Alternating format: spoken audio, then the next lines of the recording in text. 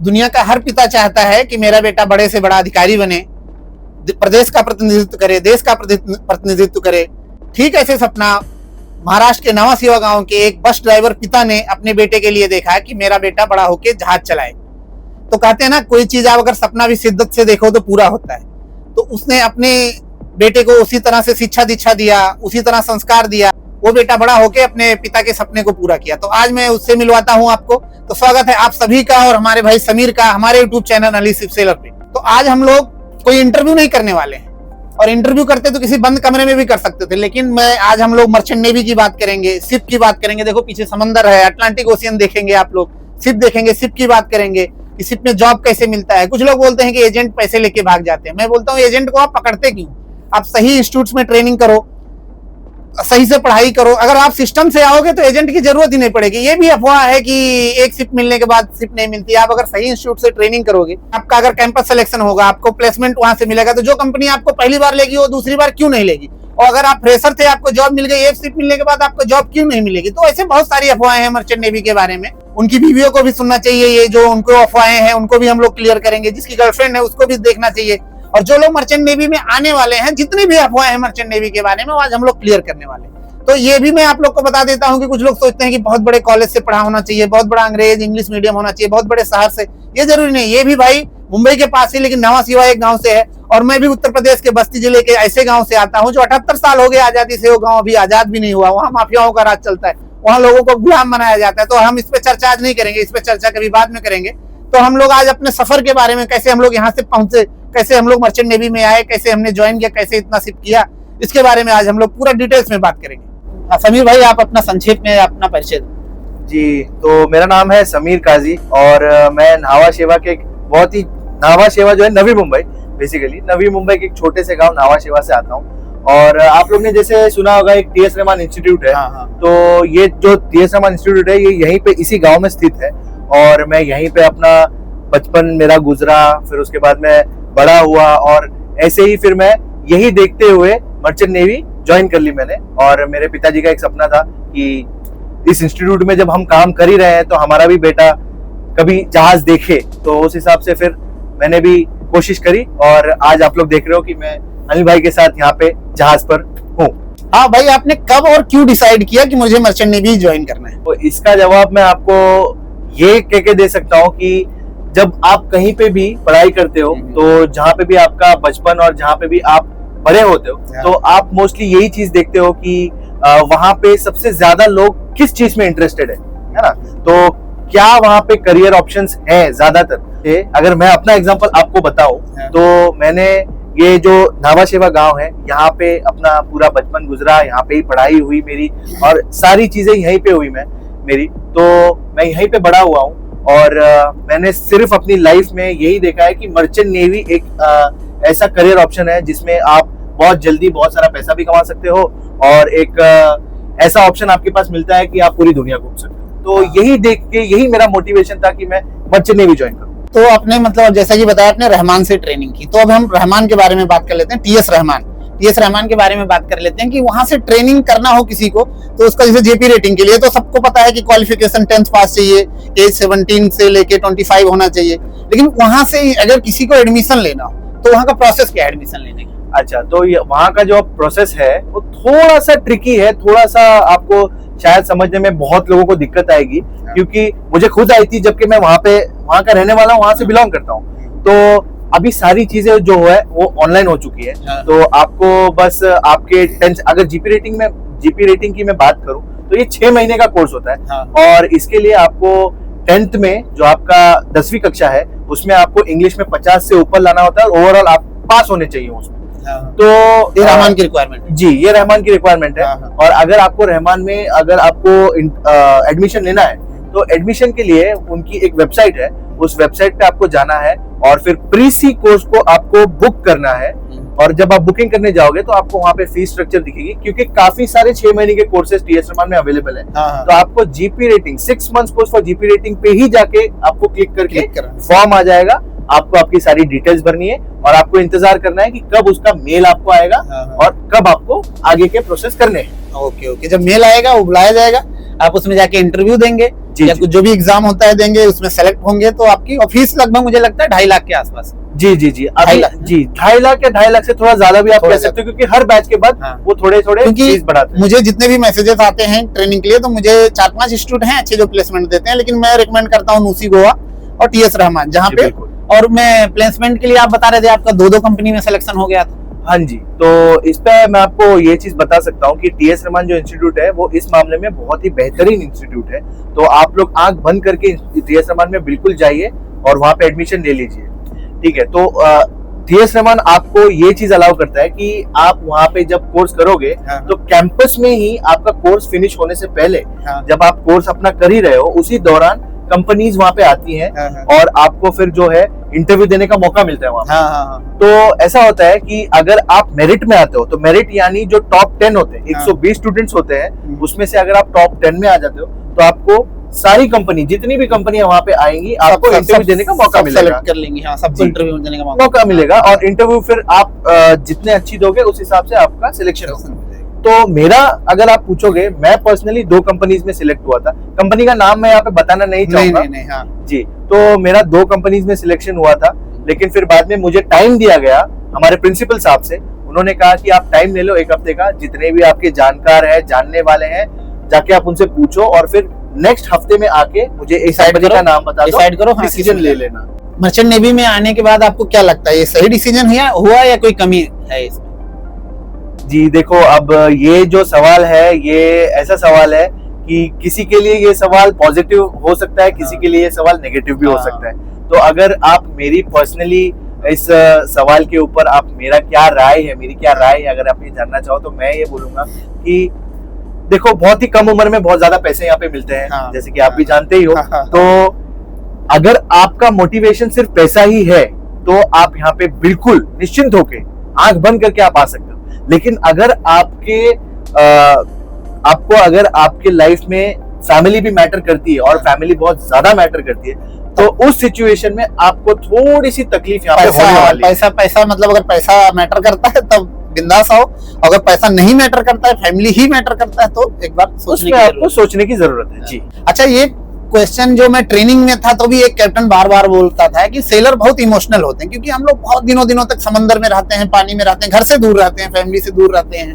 तो वो बार बार बोल रहा था कि जब तुम जाओगे शिप पे तो देखना बहुत इमोशनल होते, किसी की बातों में मत आना, लोग तुमसे पैसे मांगेंगे। जब मैं ट्रेनिंग में था, मैं सोचता था कि ये भाई, ये हर आधे घंटे में ये क्यों चालू हो जाता है? अरे पहले भी जाने तो दो, शिप पे पैसे कमाने तो देखेंगे, तब देखेंगे। लेकिन अब मुझे पता चल रहा है कि वो उसके दिल की बात थी। वो बोलता था कोई पैसा मांगेगा ना तुमसे तो सोच समझ के देना है या मत देना है, तुमसे पैसे मांगेंगे तुम दे दोगे। तो इसके बारे में आपकी क्या राय है? जी, इमोशनल का जो अगर आप पूछोगे तो इमोशनली तो बहुत ही ज्यादा इमोशनल यहाँ पे सीफेरर्स हमारे होते हैं, सारे ही होते हैं। सारे होते हैं, क्योंकि कैसा है ना कि आपकी जो पूरी लाइफ है वो बिल्कुल ही 1 सेकंड में चेंज हो जाती है। हाँ, तो जैसे ही आप ट्रेनिंग वगैरह फिनिश करते हो, आपका ट्रेनिंग कंप्लीट होता है, ट्रेनिंग खत्म करने के बाद आपको लगता है कि भाई क्या चकाचौंध वाली जिंदगी होगी, आप शिप पे जाओगे, बहुत मजे आएंगे, आप घूमोगे फिरोगे।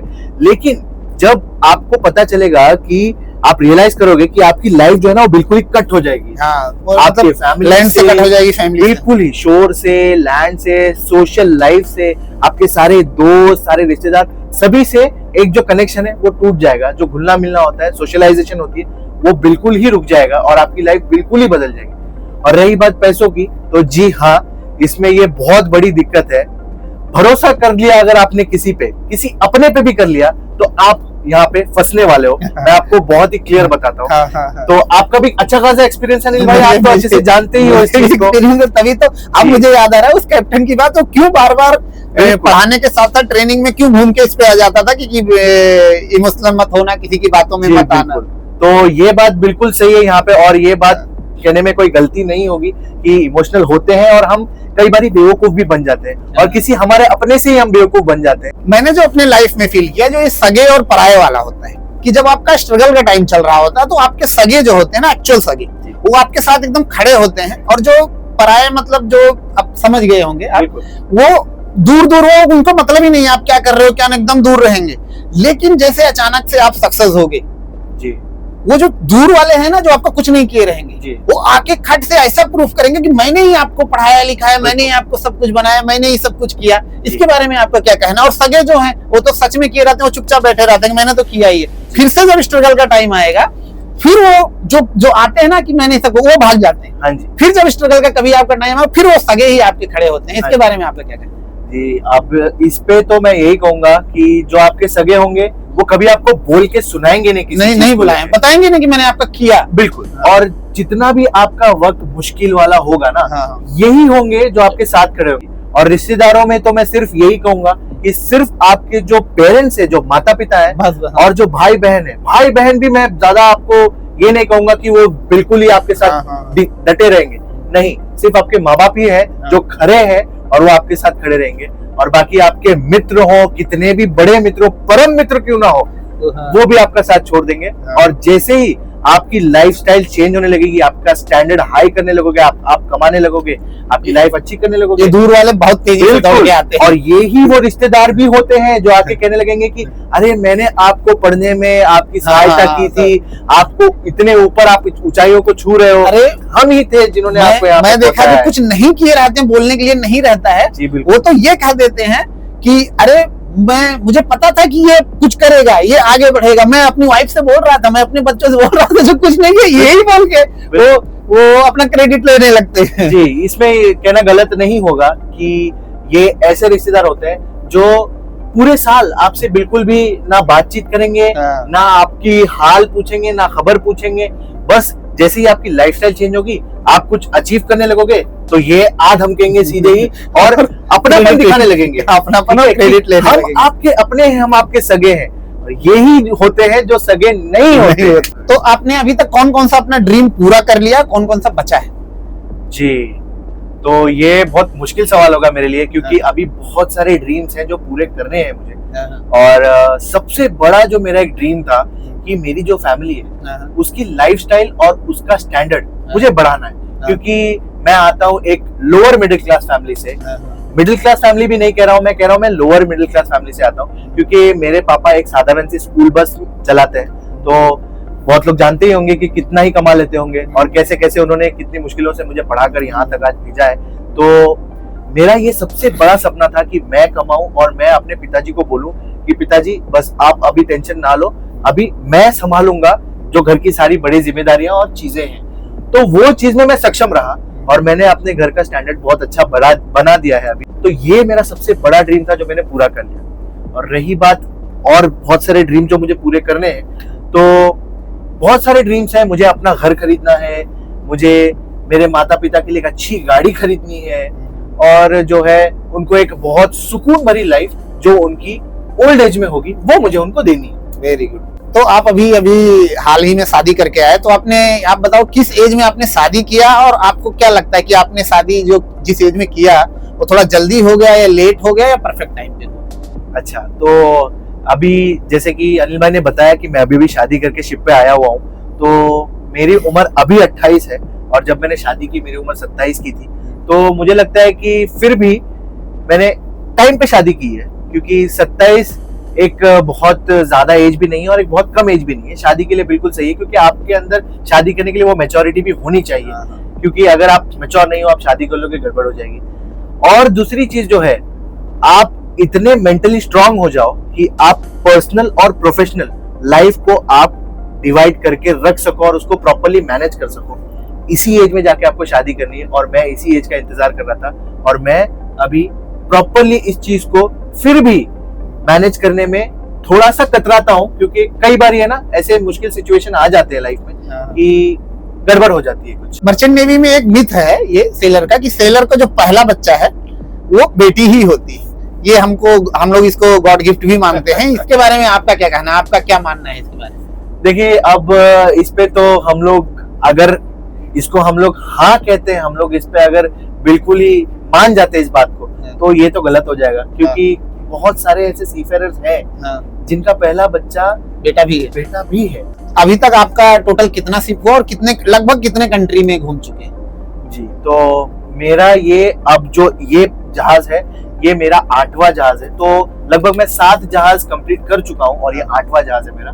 तो मैंने अभी तक 35 प्लस कंट्रीज घूम ली है। अब तो याद भी नहीं रहता है क्योंकि हम लोग इतनी सारी कंट्री जाते हैं, घूमते हैं और उसको हम लोग नोट नहीं करते हैं बेसिकली। तो हम लोग घूम के आ जाते हैं और हमको इतना याद भी नहीं होता है कि हम लोग यहाँ पे भी घूम के आ गए, इस कंट्री में भी जाके। कई बार तो हमको पता नहीं होता है कि ये एक कंट्री भी थी, कि इस पोर्ट में जो हम घूम के आए हैं ये एक छोटी सी सही लेकिन ये कंट्री थी।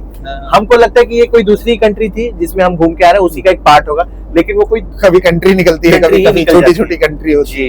ये मैंने इसलिए पूछा क्योंकि अभी मुझे वीडियो पे बहुत सारे लोग पूछे कितनी कंट्री होती है। एक दिन बैठ के मैंने गिना कि मेरे कितनी कंट्री हुई है, तो 55। अभी जो नया कंट्री एक बार, अभी तो हमारा वही बार बार वही होता है कि ब्राजील और ये जो भी कंट्री में जाते हैं पहले गए होते हैं। जो भी कंट्री, मुश्किल से एक कॉन्ट्रैक्ट में एक कंट्री नहीं मिलती जी, बिल्कुल, नहीं तो गए होते हैं। तो एक दिन मैं बैठ के गिन रहा था तो 55 था, अभी एक नया आ गया तो 56 हो गया। तो ये तो मैं मानता हूँ कि सबका अपना, इंडिया में जो स्टेट है, जिस स्टेट से सबका अपना स्टेट फेवरेट होता है, तो आई थिंक आपका भी होगा।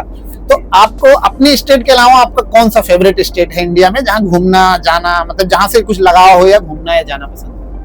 अच्छा, तो ऐसे तो मुझे अगर किसी इंडियन स्टेट की आप बात करो तो मुझे बहुत ज्यादा जो पसंद है वो है राजस्थान। राजस्थान यार, ये तो राजस्थान। जैसे कि आप लोग जानते हो कि राजस्थान जो जगह है, जो स्टेट है, बहुत ही प्यारा स्टेट है। वहाँ के लोग जो है बहुत ही वेलकमिंग है। वहाँ का जो उनका एटीट्यूड है, बहुत नरमी से पेश आएंगे, बहुत प्यार से आपके साथ पेश आएंगे। और जब भी आपको कोई भी चीज के लिए डाउट हो जाए ना वहाँ पे, तो सारे लोग वहाँ पे बिल्कुल खड़े हो जाएंगे और स्वागत के तौर पे आपको वो आपके सारे डाउट्स क्लियर करेंगे। तो भाई ये तो कोइंसिडेंस हो गया। मेरा फेवरेट नहीं बोल सकते, लेकिन मुझे वो था कि मुझे पूरे राजस्थान में एक्सप्लोर करना है। एक बार 1 महीने 2 महीने लेके मैं बहुत सारे स्टेट घूमते रहते हैं हम लोग जब जाते हैं इंडिया में। लेकिन अभी जब से मैं वीडियो बनाना शुरू किया, मैंने जो नोटिस किया, बता रहा हूँ, वीडियो बनाना शुरू किया, हर स्टेट से कमेंट आते हैं कि भाई मर्चेंट नेवी कैसे ज्वाइन, मतलब शिप से रिलेटेड कि जॉब कैसे मिलेगी, शिप कैसे ज्वाइन करें मर्चेंट नेवी। एक ही ऐसे स्टेट निकला कि एक राजस्थान से एक महेंद्र भाई हैं, उनका इतना कॉल आता है, मैं बिजी रहता हूँ, रिसीव नहीं कर पाता हूँ, voice call, video call, Instagram पे, हाँ, कि कभी आओ आप उदयपुर के आसपास से, कभी आओ आप मेरे, इतना बुलाते हैं। और एक लड़का, और कोई नाम नहीं याद आ रहा मुझे, वो मैसेज करता है कि पधारो हमारे देश, मैसेज करता है। मतलब मुझे ये मैंने नोटिस किया, राजस्थान ही एक स्टेट है जहां से मुझे मैसेज आ रहे हैं कि भाई हमारे यहाँ आओ, आप घूमो, हम आपको घुमाएंगे। और पसंद तो सारे स्टेट है। क्या है ना कि अगर आप ये कहोगे कि मुझे कोई ऐसा स्टेट है जो पसंद नहीं आ रहा है, तो ये कहना गलत है। ये तो नहीं है, ये तो नहीं है, क्योंकि क्या है कि देश अपना है, स्टेट्स अपने हैं, सब कुछ अपना ही है। लेकिन जो है इन सारे स्टेट्स में से बस एक राजस्थान ही ऐसा स्टेट है जो मुझे पर्सनली भाता है और लोग वहाँ के बहुत ही प्यारे हैं। आपके हिसाब से शिपिंग लाइन की एक अच्छाई और एक बुराई?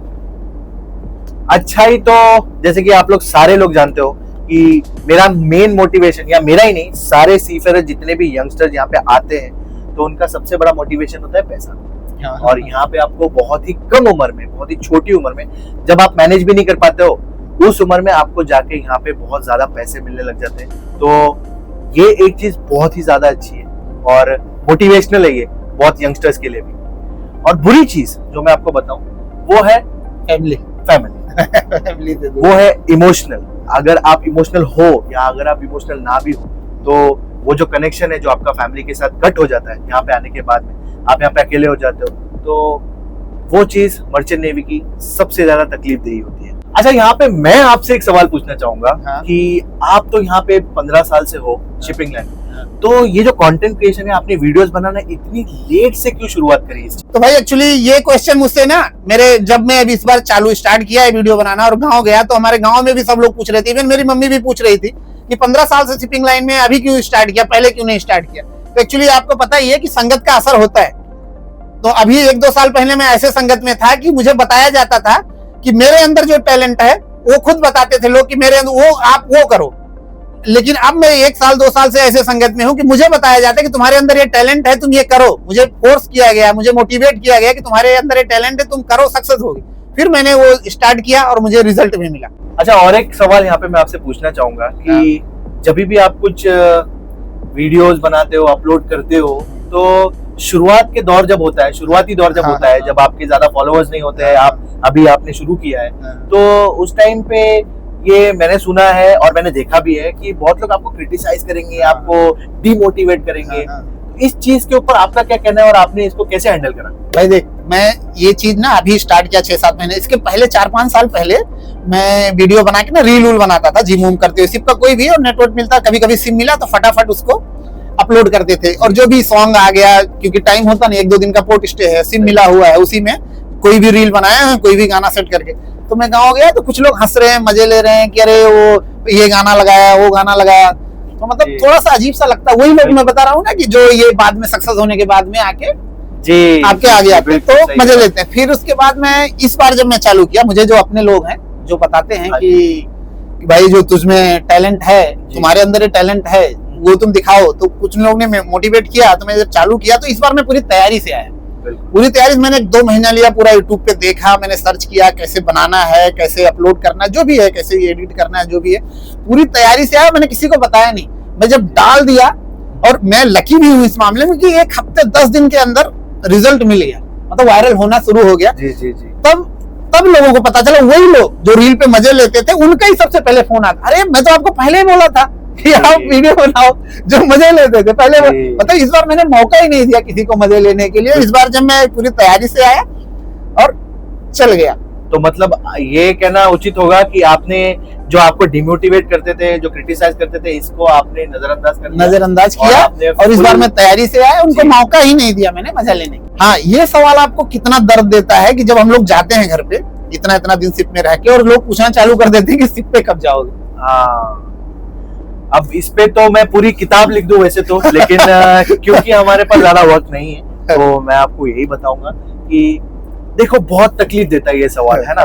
पहले तो आप इतना परिश्रम करते हो, आप इतने हेवी वेदर में काम करते हो, ठंडी में, गर्मी में, कैसे कैसे आप पैसे कमा रहे हो वहां जाके घर वालों से दूर रहकर, और जब आप घर पे आते हो वही आपका त्योहार होता है, वही आपका पीसफुल टाइम होता है, वही एक वक्त होता है जब आप बहुत ज्यादा खुश होते हो। और उसी खुशी में अगर आपके पास आके कोई ये कहता है अभी 2 दिन हुआ है, जाना कब है। बिल्कुल बिल्कुल। तो कई बार ऐसा भी होता है कि अगर आपने कोई इंस्टाग्राम पे स्टोरी लगा दी या आपने कोई वीडियो डाल दी कि भाई मैं घर आ रहा हूँ, आपको उस कमेंट में पता चलने लग जाता है, लोग पूछने लग जाते हैं कि अच्छा वेकेशन कितने वक्त का लेने वाले हो। अरे भाई, अभी आया हो, पहुंचने तो दो, माँ के हाथ की 2 रोटी खाने तो दो, उसके बाद थोड़ा दिन रह लेने दो, चले जाएंगे जब जाना होगा, बिल्कुल खत्म होगी। बिल्कुल। अच्छा भाई, आप बताओ, आपके हिसाब से पैसे का लाइफ में कितना महत्व है? जी, पैसे का लाइफ में बहुत ज्यादा महत्व है।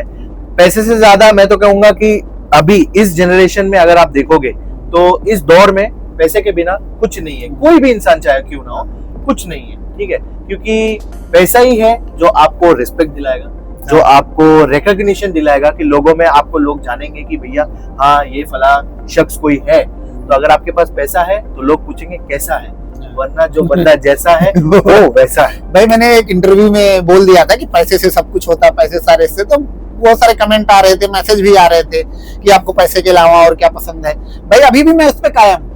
मैं देखा है, मैं बहुत कम एज में कमाने लगा हूँ, लेकिन दूसरों को देखा है कि आप अगर पैसा, एक बार आप खुद बेरोजगार होके घर बैठ के देख लो जी, एक बार आप पैसा कमा के देख लो, वही लोग आपके, जो आपके अपने लोग हैं, आपके घर के लोग, दूर पे मत जाओ, घर के लोग, आपके रिश्तेदार, पैसा कमाओगे तब देखो उनका रिस्पेक्ट और उनका बिहेवियर, और ना कमाओ तब देखो उनका रिस्पेक्ट, उनका कोई भी होने दो। ये बात बिल्कुल सही है। और जो पैसे का, अगर कुछ लोग बोलते हैं अरे पैसे से नहीं होता, अरे पैसे से नहीं होता, बताओ आज के जमाने में सुंदर कौन नहीं दिखना चाहता है? हीरोइने जाके, एक्ट्रेस जाके अपना सर्जरी करा के सुंदर, और जिसके पास पैसा नहीं वैसे घूम रहा है जी। सुंदर तो सब लोग दिखना चाहते हैं ना, लेकिन क्यों नहीं सर्जरी करा रहे हैं? पैसा नहीं है। अब इंडिया में देखो, छोटे छोटे बच्चे, बड़े लोग सब चश्मा लगा के घूम रहे हैं। मुझे भी चश्मा लगा था, पिछले साल लगा था, मैं पैसा खर्चा किया और मैंने लेसिंग करवाया, चश्मा हट गया। किसको चश्मा लगा के घूमना पसंद है? सही बात है। तो इसलिए मुझे तो लगता है भाई पैसे का महत्व, पैसे से बहुत कुछ होता है। ये बिल्कुल सही है कि पैसे का महत्व बहुत ज्यादा है, और इसीलिए तो अगर पैसा इतना महत्वपूर्ण नहीं होता तो लोग जो आज ऐसे ऐसे काम करते हैं, रिस्की काम करते हैं सिर्फ चंद पैसे कमाने के लिए, वो कोई ना करता, और अपने परिवार से दूर तो बिल्कुल ही कोई ना जाता अगर पैसे की वैल्यू ना होती तो। अच्छा, सेलर के बारे में एक बहुत बड़ा अफवाह है, ऐसा लोगों को लगता है कि सेलर की हर पोर्ट में उसकी बीवी होती है। इसके बारे में आपका क्या कहना है? नहीं, ये कहना, अब मैं ये बोलूंगा कि अगर आप पर्सनली पूछोगे तो हर इंसान का पर्सन टू पर्सन पे ये चीज डिपेंड करता है। नहीं, देखो, अफवाह क्लियर भी करना है हमें, क्योंकि मैंने अभी जल्दी एक रील में देखा था, तो लोगों को जो लगता है वो हमें क्लियर करना, वो हमारी जिम्मेदारी है। जी, बिल्कुल। तो जैसे कि बहुत सारे लोग होते हैं जो रंगीन मिजाज के होते हैं, तो उनको ये सारी चीजें भाती है और वो इस चीज की फिक्र बिल्कुल भी नहीं करते कि हमारे बारे में लोग क्या सोच रहे हैं, और बस मुझे इस चीज को करना है।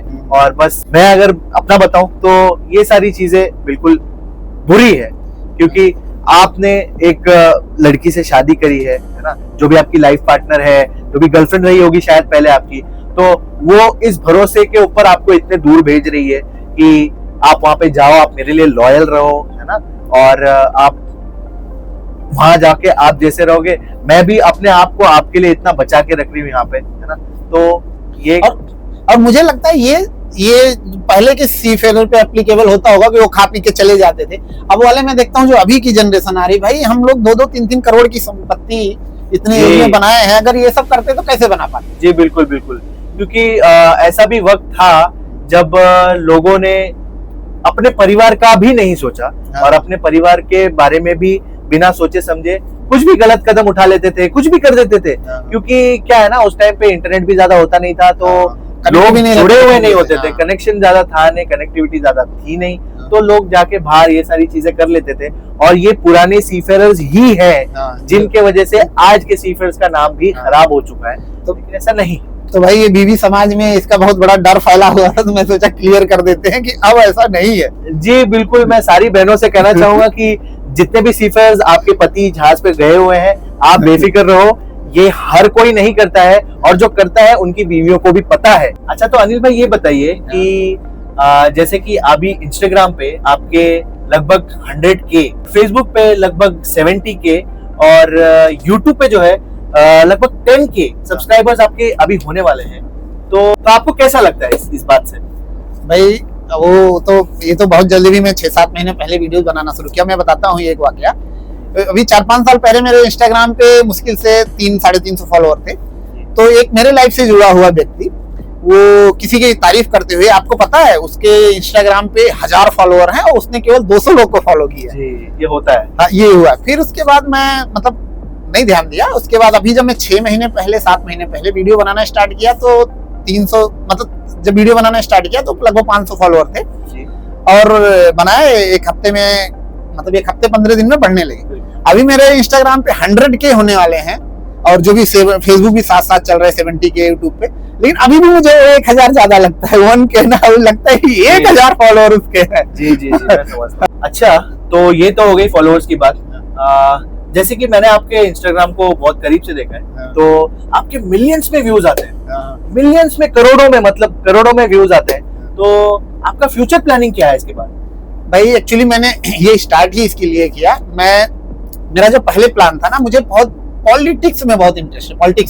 मैं पॉलिटिक्स करने में नहीं, मैं जैसे पॉलिटिशियन है मैं उनसे क्वेश्चन पूछना चाहता हूँ, उनका इंटरव्यू करना चाहता हूँ, और अपने अंदाज में करना चाहता हूँ। जैसे प्राइम मिनिस्टर का तो सब लोग कर रहे हैं, चीफ मिनिस्टर का तो सब लोग कर रहे हैं, लेकिन जो एक एमपी बना हुआ है, जो एमएलए, हो सकता है प्राइम मिनिस्टर से ज्यादा स्ट्रगल किया हो, या जो नहीं बन पाया एमपी एमएलए, उसका स्ट्रगल उससे ज्यादा हो, तो हमें उससे भी सीखने की जरूरत है ना। अभी हम सारे तो प्राइम मिनिस्टर बन नहीं जाएंगे सीख के, उससे सीख लेके सारे तो चीफ मिनिस्टर बन नहीं जाएंगे। हम हो सकता है एमपी बनने वाला, जो भी बने, एमपी तो बहुत सारे लोग बनते हैं, एमएलए बहुत सारे लोग बनते हैं, तो उससे सीखना है। तो वो चीज मुझे अपने अंदाज में, उसकी पर्सनल लाइफ, पॉलिटिकल तो पूछना ही है, उसकी पर्सनल लाइफ, ये सब चीजें मुझे करनी थी। तो मैं सोचा स्टार्ट कहाँ से करूँ, मुझे एक प्लेटफॉर्म चाहिए। तो मैं सोचा शिपिंग लाइन में हूँ, तो मैं यहाँ से स्टार्ट करता हूँ, ये इसके वीडियो बताता हूँ, यहाँ से लोग देखेंगे, तो फिर धीरे धीरे मैं अपने उस पे जाऊँ। ये तो बहुत अच्छी बात है। और एक्चुअली मैं, वो तो है ही है, और उसके बाद मैं यहाँ पहली बार रिवील कर रहा हूँ आगे का मेरा प्लान जो है। अभी तक मैंने बोला नहीं। एक्चुअली मेरा उसके साथ साथ मेरा ये प्लान है कि मुझे बुक्स लिखनी है, 2 बुक्स। क्या बात? जिसका मैंने टाइटल भी सोच लिया, लेकिन अभी नहीं। जब मुझे कभी शिपिंग से टाइम मिलेगा, कभी मैं पहाड़ों में जाके एकदम पूरा टाइम देखे, एक बुक मुझे लिखना है कि गाँव से जहाज तक, जो मेरी जर्नी है, या एक गांव वाले की जर्नी होती है, गांव से जहाज तक। एक टाइटल मेरा, एक बुक ये रहेगा, और दूसरा ये रहेगा, एक गांव ऐसा भी, ग्राम सभा सुनही, अपने गांव के ऊपर, ये टाइटल है। लेकिन ये बुक मैं लिखूंगा, और इसको जब तभी मार्केट में आएगा जब इसका विमोचन, जो भी उत्तर प्रदेश का तत्कालीन मुख्यमंत्री होगा वो, और हिंदी की बुक हिंदी में लिखूंगा, हिंदी की बुक हो, डॉक्टर कुमार विश्वास ना रहे, ये हो नहीं सकता। जब ये दोनों लोग उसका विमोचन करेंगे तभी होगा। आज होगा चाहे जब होगा, लेकिन ये तभी भी होगा। उसके पहले मैं, अभी इस बार भी मैं जाऊंगा यहाँ से शिप से, तो मैं पॉडकास्ट करने की ट्राई करूंगा। पॉलिटिशियन जो अपने डिस्ट्रिक्ट से, बस्ती डिस्ट्रिक्ट से मैं डालूंगा, इंटरनेट पे डालूंगा कि कौन से नेता का लोग सुनना चाहते हैं, कौन से जी। नेता की जर्नी जानना चाहते हैं, उनसे मैं सवाल करूंगा, वो करूंगा। ऐसे करते करते फिर मैं जब मुझे टाइम मिलेगा तो अपनी किताबों को भी। बिल्कुल बिल्कुल, ये बहुत अच्छी बात है और मेरी ढेर सारी शुभकामनाएं आपके साथ है इस चीज के लिए। Thank you. तो समीर भाई, आपको फूड कौन सा पसंद है? कौन कौन सा फूड पसंद है? देखिए, मुझे तो सिर्फ जो हमारे देश का फूड है, हाँ। जो इंडियन फूड है, हाँ। जो मसाले उसमें डलते हैं, ये दाल हो गया, ये चावल हो गए, हाँ। ये चिकन हो गया, तो ये सारी चीजें ही मुझे पसंद हाँ। है और ये कॉन्टिनेंटल चीजें मुझे पसंद है। मुझे भी, हम लोग के साथ दिक्कत तब होती है, मुझे भी इंडियन खाने पसंद है, इसके लिए हम लोग इंडियन के साथ में सेल कर रहे हैं, नहीं तो हम जी। लोग मिक्स के साथ भी सेल कर सकते हैं। बिल्कुल लेकिन हम लोग स्पेशली ध्यान देते हैं कि जिस पे इंडियन है उसी पे हम जाएंगे। जी। और एक दो दिन के लिए जब हमें होटल मिल जाता है, तो भाई मुझे अभी ब्राजील में मिला था, या लास्ट ब्राजील में, पनामा में, अदर यूएस में, जी। भाई बहुत दिक्कत हुई मुझे। एक दिन नहीं मुझे उनका खाना खाया जाता है, जी। एक दिन नहीं खाया जाता। अच्छा, एक बात बताइए, आपने कोई एक्सीडेंट देखा किसी शिप पे? जी, एक्सीडेंट तो मैंने नहीं देखा है शिप पे और ये बहुत अच्छी बात है और मैं चाहूंगा कि मैं कभी फ्यूचर में भी ना देखूं एक्सीडेंट, क्योंकि एक्सीडेंट जिसका भी होगा वो हम में से ही कोई एक होगा। हाँ। और ये जो छोटी सी फैमिली हमारी यहाँ पे बन जाती है, वो फैमिली टूटेगी, उसमें हमको भी तकलीफ होगी और जिसका एक्सीडेंट हुआ है उसको तो बहुत ज्यादा तकलीफ होगी। तो भगवान ना करे किसी के साथ हो। लेकिन आप बताइए, आपने कभी कुछ एक्सपीरियंस करा है ऐसे? एक्सीडेंट तो मैं भाई, मेरे शिप पे डेथ तक हुआ है। अरे बाप रे, डेथ! हाँ, डेथ भी देखा है मैंने। एक्सीडेंट बहुत सारे देखा है, छोटे मोटे, लेकिन मेरे शिप पे डेथ भी हुआ। लेकिन वो ये बड़ी कंपनी में नहीं, वो पहले मैं इंडियन कंपनी में था, छोटी कंपनी जी। में, वहाँ ये आम बात थी। अब हो सकता है वहाँ भी सुधार हो गया, वो पुरानी बात है। जब मैं शिपिंग लाइन जी। ज्वाइन किया था 2010-11 की बात है, तब की बात है। लेकिन अब जो स्टैंडर्ड कंपनियां हैं उसमें बहुत सेफ्टी से काम जी, होता है, जी। इसमें ऐसा कुछ नहीं होता। यहाँ सेफ्टी से काम भी करते हैं, सेफ्टी सब फॉलो भी होता है, बिल्कुल। तो अभी एक्सीडेंट बहुत कम, ना के बराबर हो जाए। चलते चलते एक क्वेश्चन और पूछ लेते हैं कि ये जो बहुत र्यूमर है शिप पे, और गांव में भी लोग पूछते हैं और शिप पे भी र्यूमर है, कोई भूतिया किस्सा आपने सुना, भूतिया किस्सा देखा आपके साथ हुआ, या आपने सुना या देखा शिप पे? अच्छा, भूतिया किस्से की अगर मैं बात करूं तो शायद थोड़ी सी मैं ज्यादा बात करूं यहाँ पे, क्योंकि मेरे साथ मैंने ये चीज एक्सपीरियंस करी है एक जहाज में। वो बहुत ही ज्यादा पुराना शिप था, एक 35 साल पुराना वो शिप था और उसमें ऐसा हुआ करता था कि हम लोग जब भी वॉशरूम में जाते थे, वहाँ पे कॉमन वॉशरूम हुआ करता था। तो आज के टाइम में वैसे शिप्स होते भी नहीं है common personal cabin, personal washroom, personal washroom personal cabin में होता है। पहले ऐसा नहीं हुआ करता था। मैंने एक शिप ऐसी करी थी जिसमें कॉमन टॉयलेट होता था, तो हमारे कैबिन से एक तरफ होते थे और हमको अगर कुछ भी टॉयलेट से रिलेटेड कुछ भी काम होगा तो हमको सीधे जाना पड़ता था उस कॉमन टॉयलेट में। तो उस कॉमन वॉशरूम में ऐसा होता था, उसका डोर जब आप खोलोगे तो वो खुलता नहीं था। लेकिन कई बार ऐसा होता था कि आप एलिवे में चल रहे हो वहां पे और वो डोर अपने आप खुल के बंद हो जाए, ठीक है? तो ये आप ये नहीं कह सकते हो कि इसको वैक्यूम का प्रेशर होगा या कुछ होगा, ये चीज होती थी। और शावर शुरू हो जाते थे चलना और टैप शुरू हो जाते थे, फ्लश होने लग जाता था, ये सारी चीजें वहां पर होती थी। और कभी कभार आप ऐसे अपने रूम में बैठे हुए हो, मेस रूम में बैठे हुए, कोई कॉमन स्पेस में, तो उसका जो डोर है वो इस तरीके से खुलता था कि जैसे मानो कोई इंसान ने वो दरवाजा खोला हो, वो अंदर आया हो और वो बंद कर दिया हो उसने। तो इस तरीके से ये सारी चीजें होती थी। लेकिन किसी को तकलीफ, अगर वहां पे कोई साया भी था या जो भी वो था या भूत था, उसने किसी को तकलीफ नहीं दी है। तो इस चीज के बारे में तो मैं बोलूंगा कि मैंने एक्सपीरियंस करा है, तो मैं बोलूंगा कि होता है ये सारी चीजें, रूमर्स नहीं है। तो आपने बहुत सारे बातचीत रूम के अंदर देखे होंगे एकदम पैक उसमें, तो हमने शुरू किया, हमने सोचा कि बातचीत कुछ अलग करते हैं। पीछे समंदर हो, अटलांटिक ओशियन है और पूरा दिख रहा हो, जहाज के बाहर बैठ के हम लोग करें, बातचीत करें और आप लोग को बताएं कि मर्चेंट नेवी में अपनी जर्नी बताएं। तो अगर आप लोग को कोई कमेंट हो, कोई क्वेश्चन हो, तो कमेंट करके आप पूछ सकते हैं। मर्चेंट नेवी ज्वाइनिंग के लिए, जीपी रेटिंग करने, कोई भी कोर्स करने के लिए, रहमान में कोर्स करने के लिए पूछ सकते हैं। और ये हमारा भाई समीर, इसका इंस्टाग्राम पे चैनल है काजीदा जहाजी के नाम से, इसको आप लोग फॉलो करें। और अगर आपको मेरा वीडियो पसंद आता है तो उसको लाइक करें और मेरे चैनल शिप सेलर को फेसबुक और इंस्टाग्राम पे फॉलो करें, यूट्यूब पे सब्सक्राइब करें। जय हिंद।